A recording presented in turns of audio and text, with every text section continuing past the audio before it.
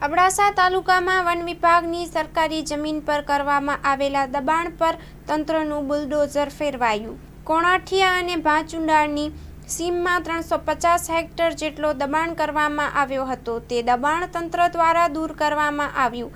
One વિભાગની આ જમીન પર કેટલાક લોકો દ્વારા વાવણી કરી દીધેલ હતી, જેમાં 864 એકર જેટલો જમીન પર ગામ લોકો દ્વારા દબાણ કરવામાં આવ્યો હતો।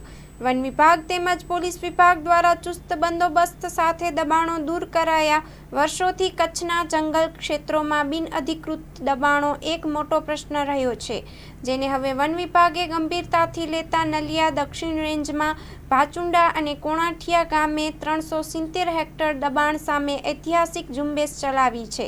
કલેક્ટર શ્રી દ્વારા ફાળવેલી 639 હેક્ટર અનામત જંગલ જમીનમાં થયેલા દબાણને દૂર કરવા માટે 6 ઓગસ્ટે વિશાળ સંયુક્ત ઓપરેશન હાથ ધરવામાં આવ્યું, જેમાં મુખ્ય વન સંરક્ષકશ્રીના માર્ગદર્શન હેઠળ 160 વન વિભાગના સ્ટાફ, 135થી વધુ પોલીસ કર્મીઓ, 15 જેસીબી અને 30 ટ્રેક્ટર જોડાઈને લગભગ 225 હેક્ટર જમીન દબાણ મુક્ત કરવામાં આવી। આ કામગીરી હજુ ચાલુ છે અને 7 ઓગસ્ટ સુધી બાકી રહેલા દબાણો દૂર કરવા આગળની કાર્યવાહી થવા જઈ રહી છે। વન વિભાગે જાહેર જનતાએ અનામત જંગલ વિસ્તારમાં કોઈપણ પ્રકારનું દબાણ ન કરવા અનુરોધ કર્યો છે, કારણ કે પ્રાકૃતિક વૃક્ષો, વનસ્પતિ અને વન્યજીવ માટે આવા વિસ્તારો જીવદાતા છે।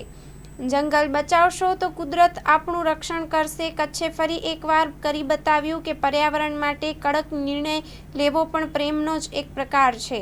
Story report by Kiran Gori, Bhuj.